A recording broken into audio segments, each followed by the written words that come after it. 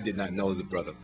Um, I had the opportunity in November of last year to hear a brother down at Central State University who delivered a presentation that I mean, I said to myself, my goodness, this brother is bad. And then somebody told me that in addition to his knowledge and his spirit there, that he was also a medical doctor.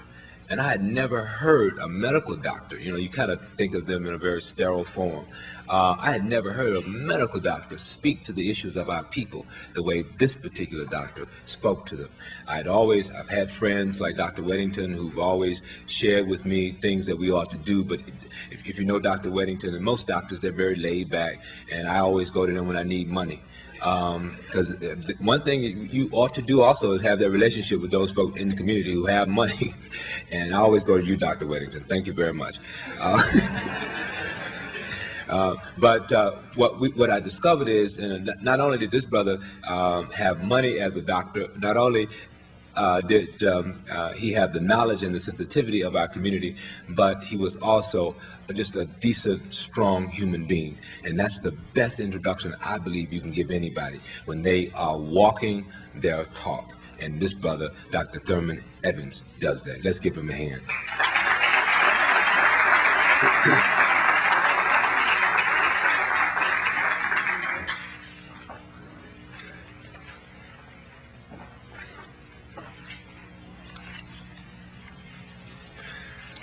Hotep.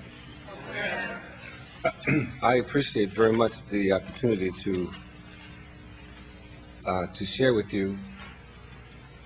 Is there some way that, I don't know who's controlling the lights, but is there some way that the ones in back of me can be turned on? Those of you who are in the booth there, I can see them moving and stuff.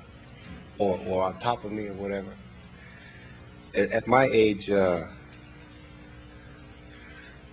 know, sight is one of the things that fades from you. I appreciate very much the opportunity to be with you here in this very important effort. I am honored to have been asked to share with you, and I'd like to spend a few moments passing on some of my ideas, some of my thoughts about where we are and what we need to do and the direction that we need to go in as a people to address some of the very pressing issues that our young people, particularly our young males, are confronted with. And I want to focus on the notion of rhythm. I want to focus on the notion of rhythm. Rhythm. It is my view that the universe does indeed have rhythm. And to the degree that we are in tune and in step with that, that's the degree to which, as a people, we achieve our potential. I pay my respects to Brother Akko, the organizer of this conference, and to all of the departments and people who have contributed not only financially but otherwise to the success of this conference. It is a very important effort, and certainly I appreciate your contributions. Carter G. Woodson, a few years back, said some things that were very interesting. And he's one of my favorite people. A person of African descent who had some real insight on the issues confronting our people. One of the things that Carter G. Woodson said was the lack of confidence of the Negro in himself and his possibilities is what has kept him down. His miseducation has been a perfect success in this respect.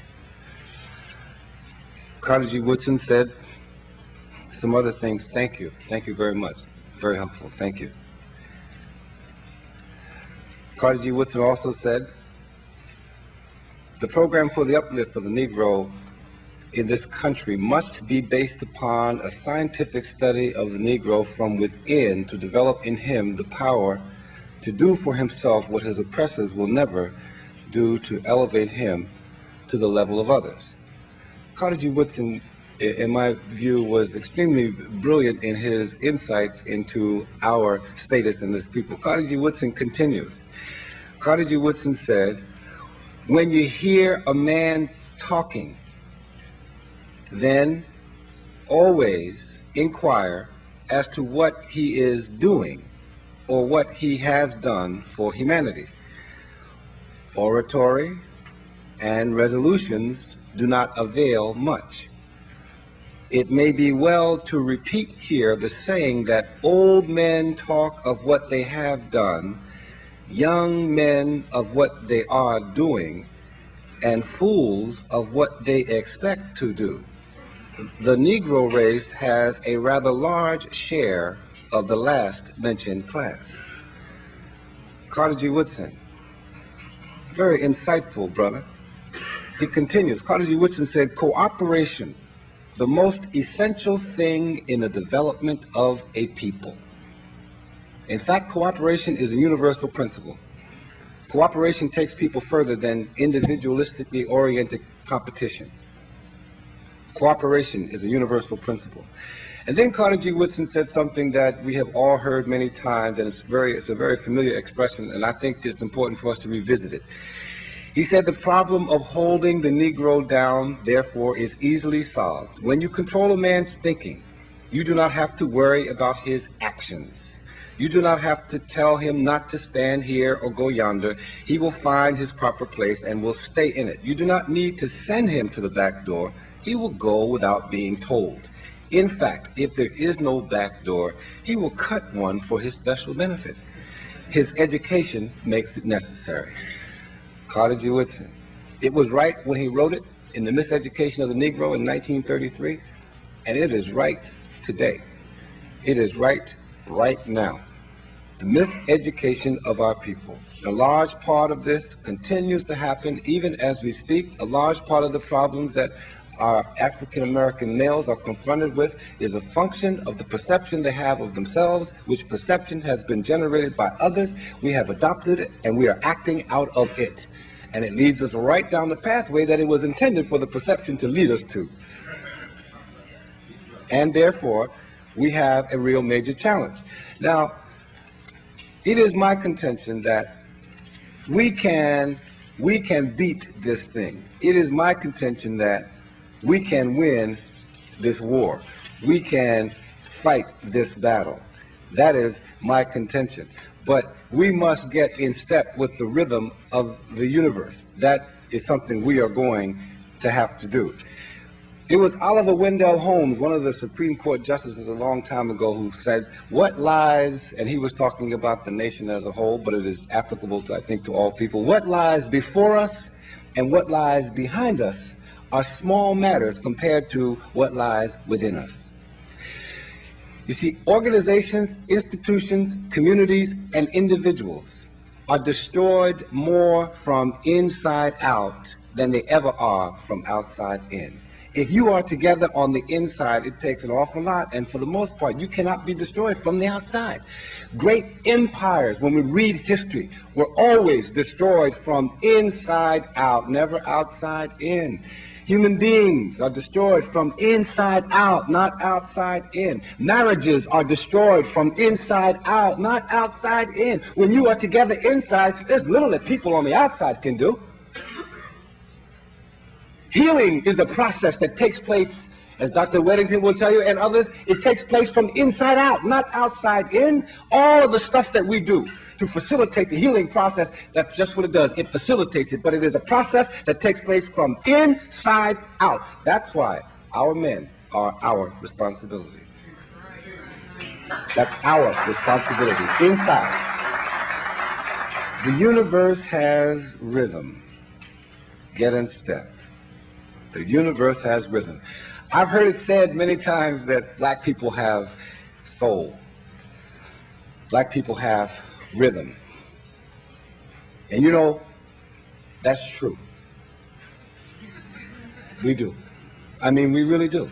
Now, and I want to explore this because if we revisit and reconnect and understand this, we can change virtually all of, but certainly a substantial portion of what is happening to our young black boys even as we speak. It has been said that black people have soul. Black people have rhythm. Now, consider that for a moment and reflect on this. You've heard it said that we have rhythm, but you also should understand that the universe has rhythm. The universe is not chaotic. God is not chaotic. God is not disorderly. The universe is not disorderly. The universe has a rhythm. The universe is rhythmic. For example, there are 4 seasons in our weather year. The farmers must follow the rhythm of the seasons in order for you and I to eat. They don't follow the rhythm of the seasons, no food gets produced.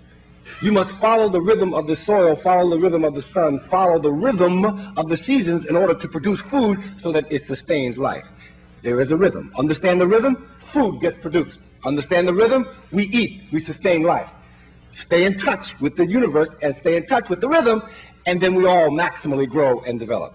It has been said that black people have soul. It's been said that we have rhythm. The sun rises in the east and it sets in the west. It never varies from that. I saw a television program a long time ago, and the question was, in your neighborhood, does the sun rise in the east or the west? And one of the panelists said,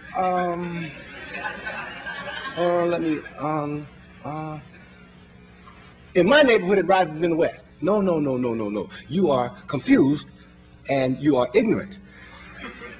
The sun always rises in the east and it always sets in the west. It never varies. The universe has rhythm. You may be out of step, but the universe is not.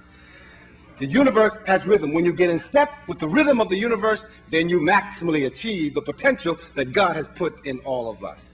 The universe has rhythm. We look at the human body. You see, God always gives us the answer to the questions that are very complex in a very simple way, but we don't always recognize it. We look at the human body, we see the heart. The heart, the size of your fist, essentially is located in the left central part of your chest, pumps the blood throughout the body. Now, the heart is a pump. Pumps about 65 to 70 times per minute, about 4,000 times per hour, about 100,000 times per day, and it doesn't miss a beat, because if it did, you would know it. What else do you do 100,000 times a day, never missing a beat? What else do you do? That's how I know the universe has rhythm. That's how I know God is in charge of this life. That's how I know when we're in step with the rhythm of the universe, we wouldn't have the level of crime and the level of disrespect and the level of discourtesy and the level of abuse and negativity that's going on in our community. The most amazing thing ever created, this human body here, we misuse it and abuse it, unfortunately, and we'll talk about the results of that in a moment. But the fact of the matter is, the universe has rhythm. We breathe, we take in oxygen and put out carbon dioxide. We breathe 14 to 16 times per minute, about 900 times per hour, 25,000 times a day. A very important function, you see, the lungs have. We cannot live without the lungs, but the lungs cannot do anything without the cardiovascular system. The heart's very important to the body, and yet the heart can do not anything without the kidneys that regulate the fluid balance, regulate the salt balance. The kidneys are very important to the body. The body cannot live without the kidneys, and yet the kidneys can do nothing without the gastrointestinal system. The gastrointestinal system takes in the nutrients, breaks them up, puts them in a form that can be transformed across cellular walls so that the blood vessels can pick them up and move it to the rest of the body. You see, the body cannot live without the gastrointestinal system. It is very important to the function of the body, and yet it cannot do anything without the central nervous system, which causes shots. It says hearts breathe, it says hearts beat, lungs breathe, GI tract digest, kidneys regulate. It calls all the shots, and you see the central nervous system could get all consumed with its importance because it is the quarterback. And yet once the central nervous system gets consumed with its importance, and the heart say, you can be as important as you want, but if I don't pump this blood, you won't be doing anything. We understand that we are all in this thing together. Each of us has a role to play, and when we all play it, everybody grows. Everybody develops. Nature, the universe, God has given us the answer in what we walk around in all day long. The basic principle, cooperation. Carter G. Woodson says it. God told us long before Carter G. Woodson came here, the basic principle, when we cooperate, we will not have the problems that we have in our community today. But we have hearts walking around who decide, I've been pumping 100,000 times all day long. I'm tired. I ain't beaten today. I'm just not beaten today.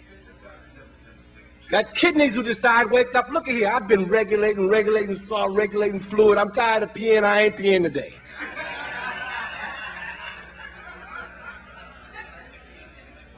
And then we have lungs or we have feet who wake up, you know, I'm tired of being walked on. I want to be a brain. I'm going to be a brain today. You can get to be a brain, yes, but you must go through training. You can't go to sleep as a foot and wake up as a brain. You got to go through training. I got to suggest to you that we have the answers to our problem. They have been given to us, and they have been with us, but we must open our eyes and see them, and then incorporate them and make them happen. Now, I'm going to give to you some of my experience with working with, and I've had the opportunity to establish 2 all-black male groups, one in North Jersey and one in Philadelphia, that focuses on young black males and the challenges that we are confronted with. And some of the experiences that I've had are very painful for me. And I must also say that I've been in prisons all over America. I've been in prison voluntarily, I must add. Now, and I've been in there to talk with, you know, brothers in there, and it pains me to see so much of our genius behind bars. I mean, that really pains me. Black males are 6% of the nation's population, 3% of the nation's inmates, of the nation's college students, and somewhere around 40 to 45, 49% of the nation's inmates in our correctional facilities. You see, I know we're not the only criminals in this society. I know it because I read every day the Wall Street Journal and the business section of the New York Times. I read that. And not a day goes by when criminal behavior is not chronicled in the business sections of the major newspapers in America. And yet, if you were to ask a visitor from Mars after viewing any of the news outlets, ABC, NBC, CBS, on any given evening, at any given time, ask a visitor from Mars, what is the image of crime in America? It would be crystal clear what it is. Black and male. And yet, when we talk to William Bennett, the former drug czar, himself, who said the typical cocaine user in America is a white male employed full-time living in a suburban area. I said, where did that image or perception come from? Which means that there are decisions made every day about the news. The news that you see, a decision has been made about it. A decision has been made to make it news, and a decision has been made for its placement in the news. You see, perception is reality. Perception is reality. There are a lot of people in this land and in this world who understand that. If you can, and this is what Carter G. Woodson was saying, if you can control a person's perception, you don't have to worry about them, because their behavior will flow from their perception. And in America, just take a look at the perception that America has set up about us. You see, perception is reality, but perception is a function of perspectives, and perspectives can be and are managed. If all you ever see or hear about me is something negative, then all you can ever think is something negative. You can't think other things because you've never seen me. And all you know is what somebody said about me. If you have a diamond that is worth a lot of money, but you don't know it, and you take it to what we call an appraiser, and that appraiser looks at it, and the appraiser can tell you that this diamond is worth a lot of money, and then you can go away happy. But the same appraiser can tell you that this is just a piece of glass, and you can say to the appraiser, well, you can keep it. The point is, it is the appraiser's eyes through whom you are seeing yourself, not your own. And this is why we must come at the problem of the African American male from the positive perspective. Now, it is one thing, and historically we have done this. We have come at, and sociologists, other people who have studied the African American community for years have come at the African American community from a needs analysis perspective. What do those people need? My contention is that it should be come at from an asset inventory perspective. What do we have, and how can we build on that and go to where we ought to be? And this gets to the fact that we have rhythm. We have rhythm. And when we understand that and applaud that, then we will be well on our way to understanding, one, our culture, and then building on our culture to deal with some of these problems that we have confronting us today. We have rhythm. Now, we virtually do nothing without rhythm, people of African descent. If we look at our African culture, we will see historically, we looked for reasons to put together music. Every ceremonial event, every event was accompanied by some kind of music. That's what made it an event. Music. And in fact, people who did this music were given high places next to the leaders, the tribal leaders. They were important. Sometimes the tribal leader would say, give me some music. I'm feeling down, pick me up. And they would have to come up with something that would generate an uplift. All right? So that music is very important to us. Rhythm is very important to us. And that's because our ancient African ancestors understood that the universe has rhythm, music has rhythm. And when you do something that puts you in touch with the universe, well, you cannot help but do your best. You cannot help but do your best. One of the reasons we have the problems we have now with so many of our young people is that they're out of step. They're out of step. They're not in sync with themselves first, let alone the universal rhythm. Black people have rhythm. I watched many years back on television dance programs. When doing my homework, I would turn the music down just to sort of see them doing it.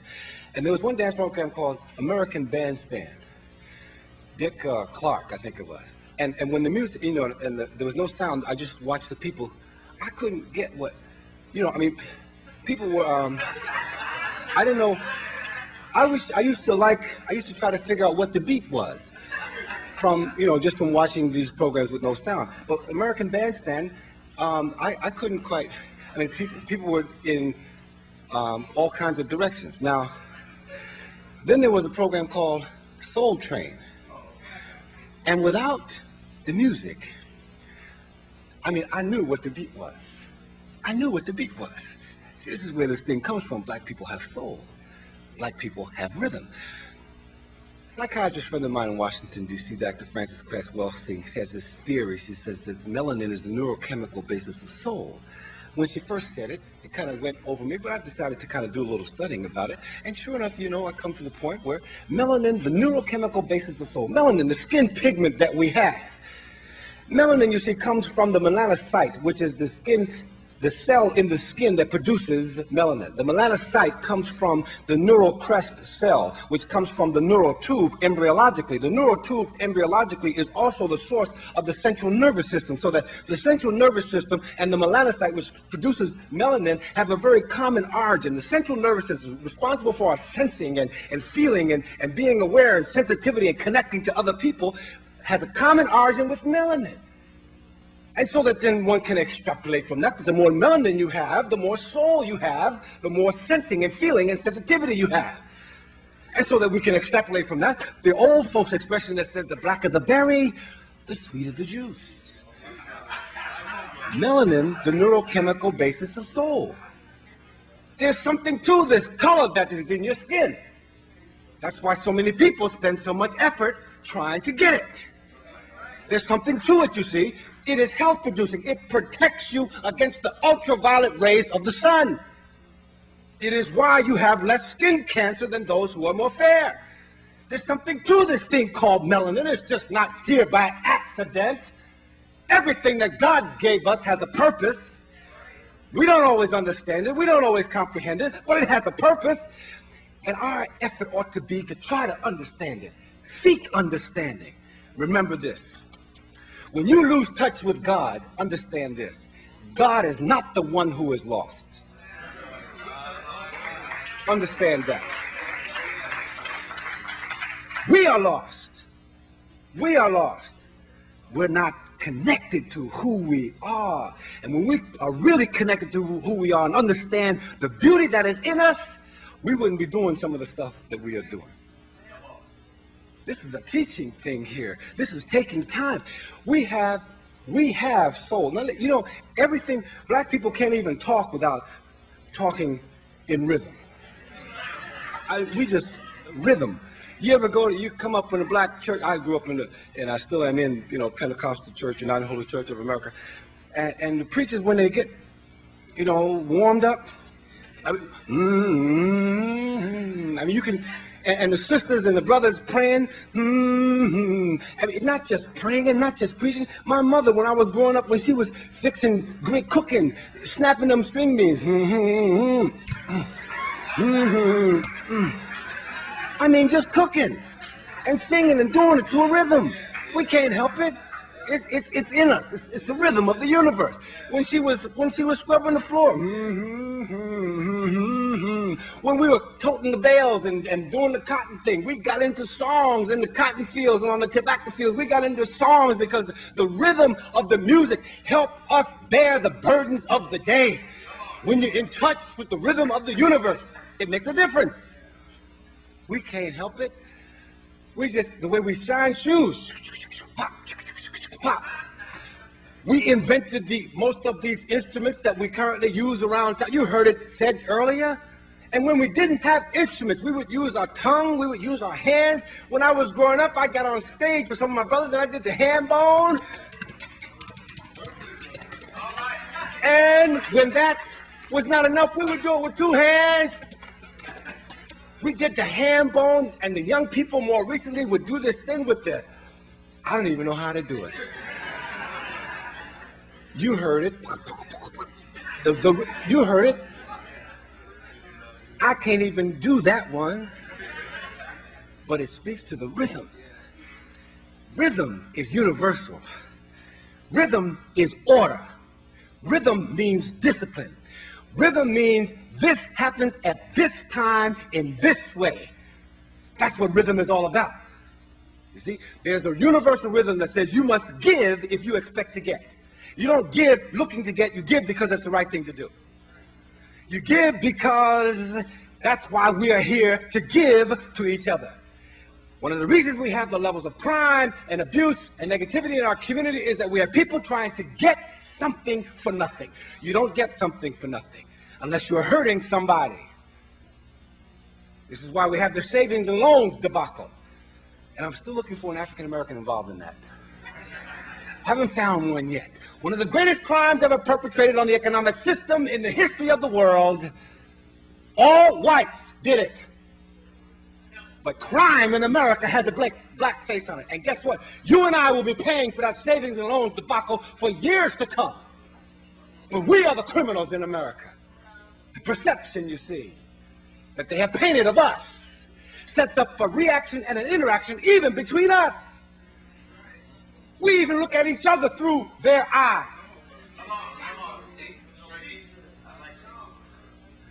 We see a group of boys, black boys coming down the street dressed in a Reebok or whatever, a Nike sweatsuit and a baseball cap turned to the side, a la Flavor Flav. And you know, sisters and brothers will get to getting nervous.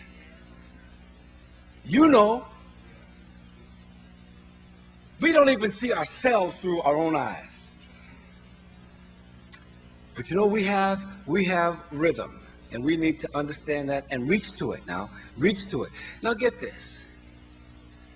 When I was growing up, even when my mother or my father would discipline me, we even disciplined with rhythm. I told you not to do that, but you did it anyway. And now I've got to punish you so you know you should obey. I'm serious. She disciplined me with rhythm. We can't help it. We can't help it. I spend time reflecting on why is it that people spend so much time trying to keep black people out of things, keep black people locked in, locked up, locked down, and locked out. Why is it that people in this society spend so much time trying to lock us out, lock us in, lock us up, and lock us down? Why is that? I ask myself.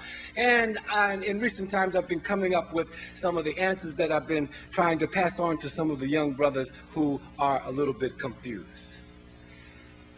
One is this. When we get into something, we don't just do it the way it's always been done. We raise the level of play. And that's threatening. You see, that comes from that rhythm that we have, that rhythm, that creative rhythm. Now get this. You know, in America, all the professional leagues at one point in time were all white. They had ownership that was all white. All the players were white. The people coming to the games mostly were white. The contract, the agents, they were all white. Baseball, basketball, football, you name it, all white. They didn't need any of us. And they locked us out. And in fact, they wrote down in history books, the reason we should not allow African Americans to play in this game is that they really don't have the ability to play. They wrote this down to convince themselves that they were doing the right thing. And then, you know, I look around. The other day I was watching a game on ESPN. Mississippi State against the University of Mississippi. You would have thought there were two historically black colleges playing. There were 10 black people on the court. Now I said, how did we come from us not being able to play to an all-white university that had no blacks in it at one point in time, very recently, to having all black team members? How did we get from there to here? I said, wait, let me understand this here now. And so then I started doing a little studying and reflecting and reading, and sure enough, I came up with this, a couple of things that kind of helped me understand it. Paul Robeson, one of the greatest people ever to walk the earth. Paul Robeson was born in 1898. He wanted to play football once he got to be about age 17. Paul Robeson went to Rutgers. His father was a slave. He escaped slavery at age 15, found his way to Princeton, New Jersey. Paul Robeson went to Rutgers. He was the third black person to ever attend Rutgers State University. Paul Robeson was a big fella. He couldn't pass for white. No, he really couldn't. Paul Robeson was, you know, way over 6 feet, and he was black and had thick lips. I say this because of the time in which he lived. Now, we talk about having a tough time today and black men being in jeopardy today. Now, let me tell you something now. We have never had an equal playing field, and sometimes it was less equal than it is today. Life is not fair, brothers and sisters. It has never been, and it never will be, and nobody said that it would be. We cannot expect it to be fair. We can't expect that. It's always been unfair. We are the ones who have to get ourselves together and deal with the unevenness. You compensate for the unevenness by the degree to which you work together. That's why cooperation is so key. That's why we have the message in the human body. When there's unevenness someplace in the human body, the rest of the systems compensate by going to work harder, not by complaining about the world is not fair. White people are discriminating against. Sure, they're discriminating. Yes. What we need to do is to learn the compensation factor. If somebody steps on our toe in Seattle, we ought to be saying, ouch, in Miami. It's called compensation. This brother, Paul Robeson, wants to play football, and they have this system at Rutgers. At the time, you can't, the scrubs, who are all the people who are not on the varsity, and the football team had always been all white. Never had a black player. Robeson wanted to play. He showed up. He was the only black scrub. There were several scrubs, one black, Paul Robeson. The coach said, you all can try out. If you play as well as the varsity, then you get a chance to be on the varsity. If you don't, then you just go away. Well, the white varsity got together and conspired, and this is the history of Paul Robeson. The white players said, look, let's focus on this nigger here, because no black person has ever played, and we're going to see to it that they never play here. Scrubs line up, varsity lines up, whistle sounds, the plays go, varsity focuses on Robeson. When the dust settles, Robeson has 2 broken ribs, a broken nose, a twisted arm, a strained arm, and just to convince him that he should not come back, with their cleats on the way off the field, one of the white players stepped on and gouged out his fingernail at the root. Don't come back here anymore. Black people don't play football at Rutgers. Never have, and we intend to see it that they never will. Well, Robeson wanted to play football. Robeson could have gone away and said, they're not fair for me over there. They're not treating me fair. Well, that's a given. That's true. I'd say that wasn't fair. But Robeson went away and nursed his wounds a bit, and then he came back. His wounds were not completely healed. In fact, his arm was still in the sling. And he said, Coach, I want to try out again. The coach said, now listen, you tried once, you failed. That's it. Plus that your wounds are not even healed, and I'm not going to be responsible for you trying to get on this team. Coach, I want to try it again. All right. And I can imagine that the coach said, if this person, and I imagine he called him a few extra names, wants to be this silly, I'm going to let my white varsity just finish the job. And so he said, all right, come on out. Let's give it a shot. Took his arm out of the sling, lined up to play again. This time, though, the whistle sounds, the plays begin, the dust goes up, and when the dust settles, out of the 11 white varsity people, they had to carry 6 of them off the field in a stretcher. And Paul Robeson made the team. Not only did he make the team, but he went on to become the first black All-American football player. Went on to become one of the first black people to play professional football and became one of the greatest ends in the history of football. Not only that, he went on to play varsity in track and in baseball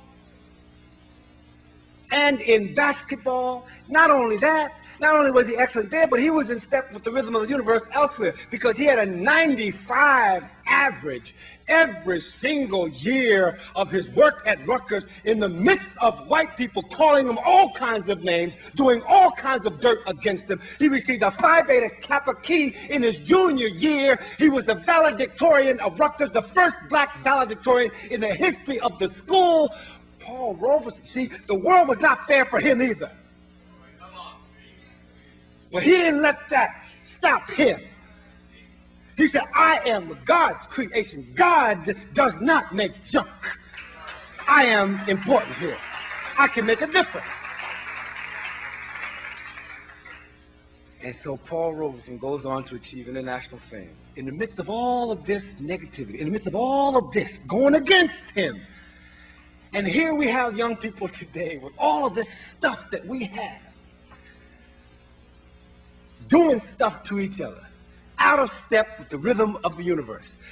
But you see, we got to look at our young people. We have a formula for explosion today. Now take a look around.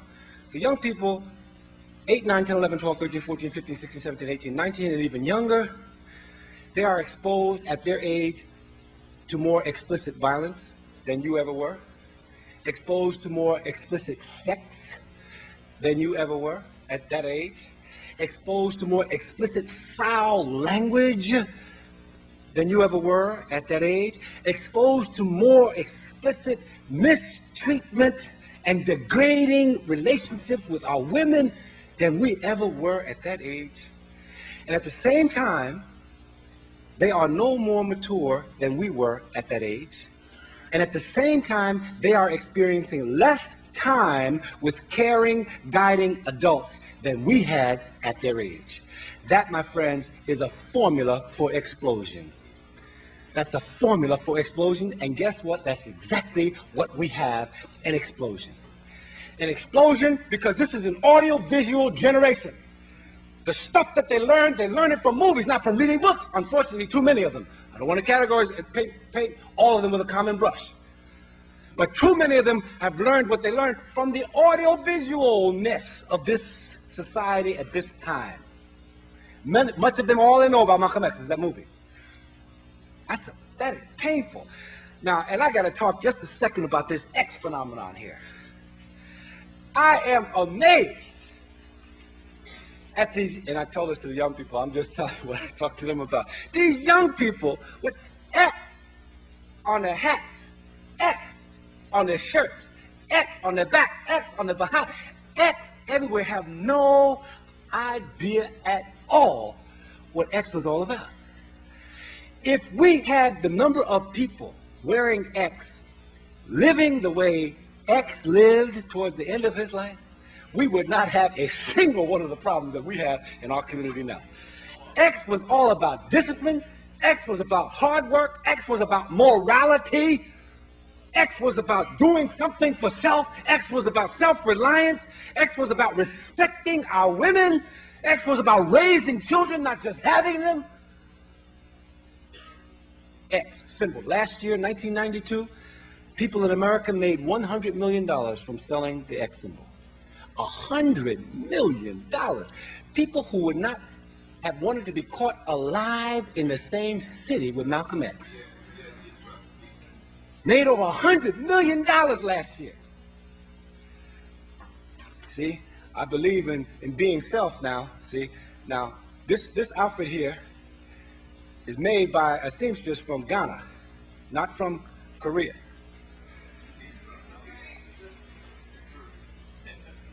I just want to pause on that there for a moment.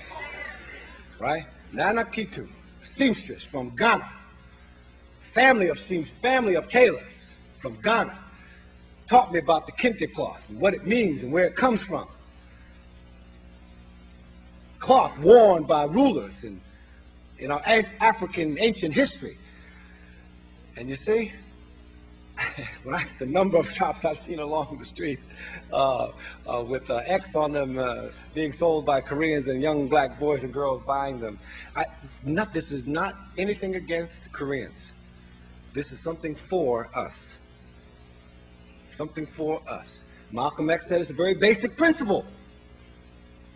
The community in which you spend the money gets richer and richer. The community from which you take the money gets poorer and poorer. We need to understand that. The rhythm, the universe has rhythm. Paul Robeson expressed that rhythm. Jackie Robinson, when he was sliding to second base, many times he'd get up wiping what people thought was sweat off his face, but it was the spit from the opposition, as he told us later on. Spit from the opposition. That's what he had to put up with, let alone the taunts from the crowd, the negativity from the crowd. But yet he said, I'm here to play baseball. Now get this. Not only did Paul Robeson raise the level of play, did things that the white players hadn't even thought about, let alone able to do, Jackie Robinson comes into the game and says, nobody's ever stole home base. I can do that. I can do that. Now get this. Get this. Get this. The pitcher is throwing the ball to home base. It's going at 85 to 90 to 95 miles an hour. You have to really be thinking differently to think that you can beat something that's going in your same direction, moving at 85 to 95 miles an hour. You really have to be thinking differently. You really have to believe that there's something in you bigger than you and I. You really got to believe that there's a real higher power here, you understand? That's why Paul Robeson had to believe there's a higher power in me. I can withstand all this crap that they're putting at me. Jackie Robinson had to believe the same thing because the other players, people didn't even think, people didn't even talk. You don't even talk about that because that's not in the realm of possibility. But Jackie Robinson said, no, I respond to a higher calling. I respond to a higher rhythm. I can do that. 1955 World Series. Pitcher winds up, Jackie winds up, pitcher throws, Jackie goes, and Jackie wins. Stole home base. This is why people spend so much time trying to perpetrate the negative behavior between us. Because as long as we keep at each other, we can never direct all that great talent towards them. You follow? And thereby, we won't be able to get in and raise the level of play because therein lies the threat. Unfortunately, it is perceived as a threat. It ought to be perceived as an asset because everybody in the world would gain if we could release some of this genius that's being locked down, locked in, locked up, and locked out. All of us would gain in America, in the world. But you see, there are people who are shallow, who say we must limit their opportunity because we perceive it as a threat. That's why we've got to break out of that. That's why we must challenge our young people and help them understand that we have a God-given genius and we've got to express it. What we can do.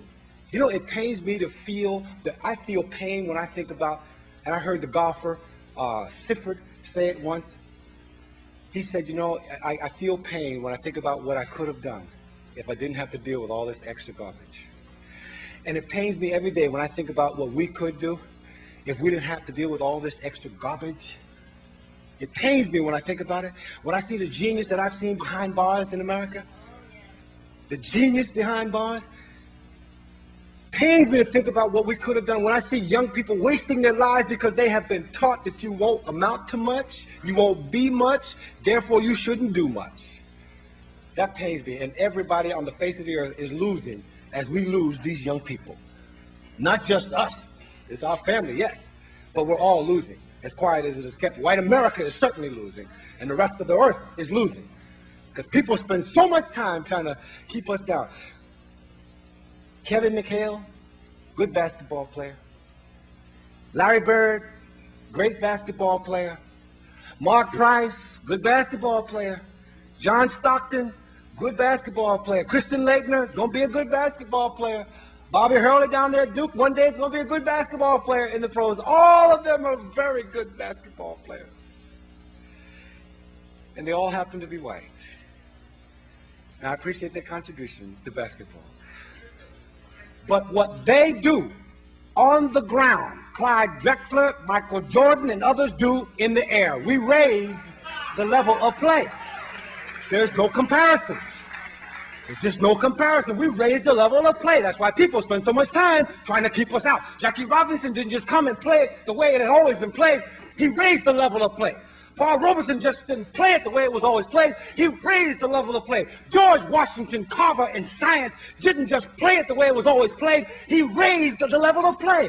Henry Ford, the industrialist who invented the Ford Motor Car and now the Ford Motor Company, he said of George Washington Carver, this man is the greatest living scientist. Thomas Edison tried to get George Washington Carver to come and work for him. He offered him $100,000 to $175,000 a year. George Washington Carver said, no, I'm going to stick to this $1,000 a year and board down here at Tuskegee because this is me. This is me. I suggest to you that we have a tremendous genius and a tremendous talent. We must look at our assets and build on them. Any people on the face of the earth who have managed to do what we have managed to do, in the face of all that we have been faced with, we are a mighty people. That's why the old folks say, I look back and I wonder how I got over. You understand? We have something going on. Even when I look at the current rapping phenomenon, and God knows, just like the previous speaker, it pains me to hear some of the degrading, nonsensical garbage that some of the rappers put forth. But some of them have put forth some interesting messages. Some of them have said some things that we need to pay attention to. And understand this, all of them are a part of a generation that have exploded from that formula that I indicated to you earlier. They are just the young people saying what they want to say, feeling and expressing what they have to feel and express. And to a large degree, we are responsible for all that they are expressing. I've delivered babies in my time, and I'm sure Dr. Weddington and others have delivered babies, at least during our training, if we did not specialize in it. And the experience is 100%. Not once have I delivered a baby into this world drinking and smoking and cussing and fussing. Not once. That means that all the habits they get from those of us who are already here. That's where they come from. That's where these habits come from. But when I look even at the rapping phenomenon, I'm amazed. I have raised, in fact, and I'm still raising two boys. My oldest son is a senior at Howard University. My youngest son is a freshman at Howard University. I went to Howard University, so they had no choice. Now, two young men, and I pray for them every day. I pray for them every day. Because when you are confronted, and this happened to me and my boys, when you are confronted with some white racist policeman somewhere, they don't interview you, my brothers and sisters. They don't interview you to find out if you are gainfully employed. They don't interview you to see whether or not you're in school or in training. They just see a black skin and a black male. Automatically, you are perceived to be more criminally oriented than you are. And that sets up an interaction that in many instances has resulted in the loss of life. My two sons stopped because they were driving through North Philadelphia. My oldest son, who is going to law school, has his penchant for asking questions. And as you know, that's another formula for pain on the part of African-American males. Policemen stopped them for no reason. They thought, because they were obeying the traffic laws, they weren't drinking, and they were just driving along. Policemen stopped them. And so my oldest son asked, well, officer, why did you stop me? He said, well, you just be quiet. He said, well, officer, I just wanted to know why you're stopping us. He said, so you're an uppity nigger, huh? No, sir, no, sir. I've always taught them to respect authority. Say yes, ma'am, yes, sir.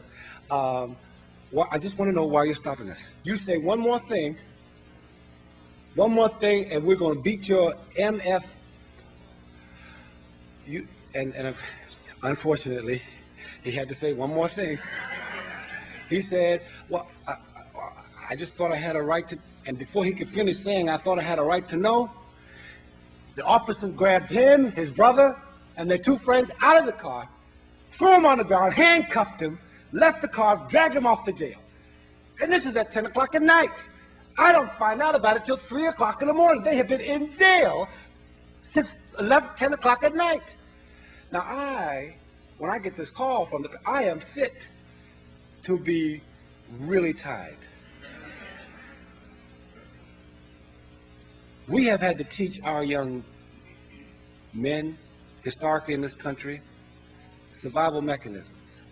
One of which is, and I have to talk to my oldest son about this, if you're in a dark street at night, there are no witnesses around, and sometimes even when there are witnesses around, as we know, please do what is asked of you so that you can live to get some help. Because if you don't live, the only story we have is their story. If I were to say to you that here's a case, black man, high-speed chase, policemen chase him for a traffic violation, catch him, pull him out, they're witnesses, policemen beat him almost to death, There are witnesses to this beating. The policemen are brought to trial, and then the venue is changed because it's felt that the police can't get a fair trial here where it occurred, and it's moved, and the trial occurs, and the policemen are found innocent, and then riots break out, hundreds of millions of dollars. If I were to say to you give you that scenario, what would come to mind? The name. We would think Rodney King, you see? But that is the story of Arthur McDuff. Miami, Florida. It's also the story of Rodney King. The point is, it is the story of black life in America. That is the point. It is the story of black life in America. It doesn't just happen to Rodney King and Arthur McDuff. It happens to any one of us. Because when our toe is stepped on in Seattle, we're saying, what's their problem up there in Seattle? Instead of saying, ouch, in Miami. We're not connected. And the universe teaches us we are all in this thing together. The universe says to us we are connected. The universe says to us there is a rhythm in the universe. It says to us when our sisters and brothers are hurting over there, we are hurting over here. But our young people still have assets. They have assets. I'm amazed at what. Do you know that somewhere in New York, a young person, a disc jockey, black male, a few years back, made a mistake and slipped on the record? And that generated a whole multi-billion-dollar industry. Do you understand the genius that we have? Some brother somewhere just, and now it's all over the place. That's genius, my friends. That's genius. We have translated nothing into something. We have made flowers bloom in the desert. We have been given the least, and we have translated it into the most. That's genius, my friends. We need to build on that. Our young people have, when I think about seeing Richard Nixon saying, right on, do you know where right on came from?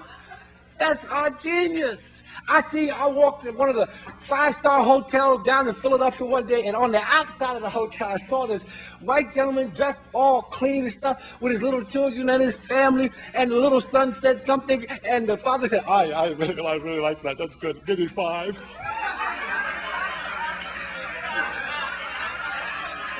That's us. Give me 5. That's us. When I see people breaking down the Berlin Wall singing, "We shall overcome," that's us. That's us. Oh my God. And then I hear it. Listen to the language. Listen to the language. Listen to the language. Listen to our young people. Develop a whole new language, a whole new culture. Slamming, jamming, happening, hanging, kicking, busting, hip-hop in the house, hype, death, dope, yo, living large all the way, live, more money, more better, word in the mix, word up, got it going on. That's us. It has been incorporated into the culture. I see Coca-Cola and 7-Up and Tide and all this, they're using rap to sell their wares now. That's us. Our young people have an awful lot of talent. They have an awful lot of talent. We got to build on it. We have to help them understand their genius, help them build on that genius, and keep them in the straight and narrow. Understand that you must give if you expect to get. Life is not fair, and expecting fairness is like being in a bull ring and expecting the bull not to attack you because you are a vegetarian. That does not compute. If you are in the bull ring of life, you better practice some fancy moves. You better get out your cape and dagger and learn how to say ole. Because the bull of discrimination, the bull of unfairness, the bull of disrespect, the bull of discourtesy, the bull of negativity is coming. And all of us are in the bull. Life is not a spectator sport. It's a participatory sport. We're all in it. And we're all in it together. We need to understand that. I close with this.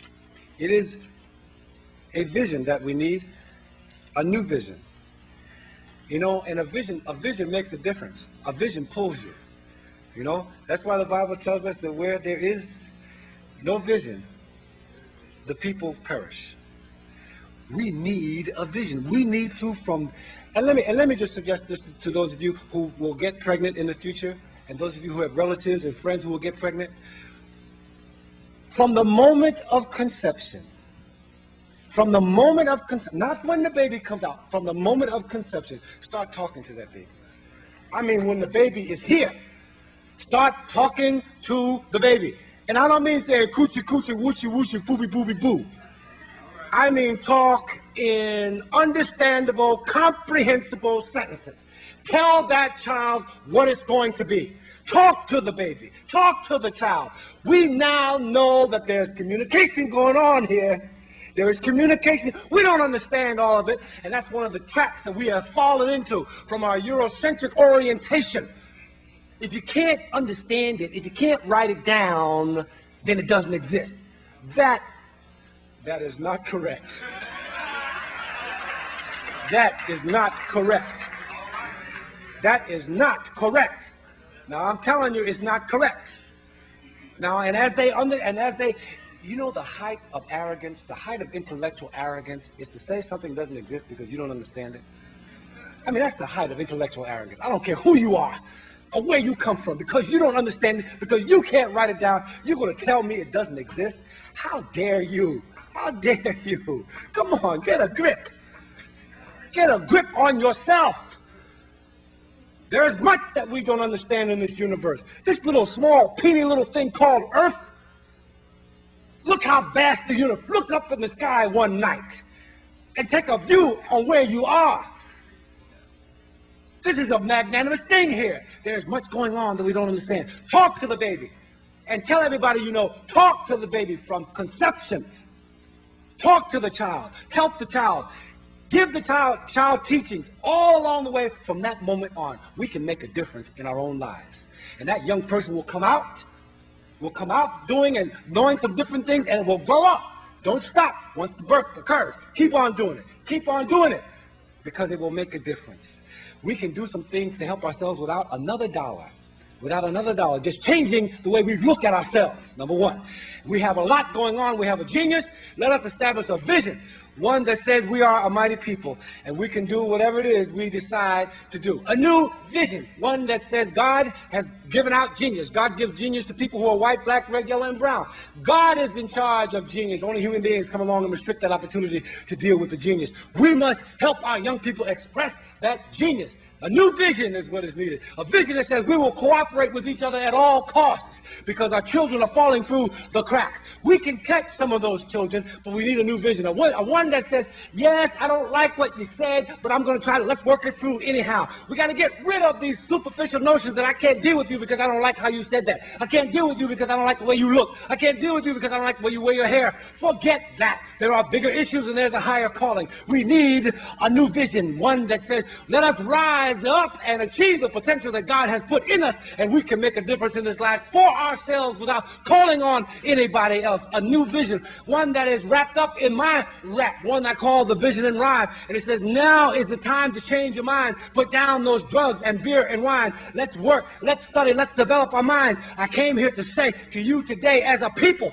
we've got to go another way. You're young, beautiful, bright, and black. Your life is worth more than a hit on crack. You're sharp, smart, looking for a start to do something great in life. It really takes heart. It takes work, effort, and discipline too. It takes work, effort, and discipline too. It takes work, effort, and discipline too. Be concerned about people other than you. When you change your mind, you can change the time. This, my friends, is my vision and rhyme. Word up. I'm finished.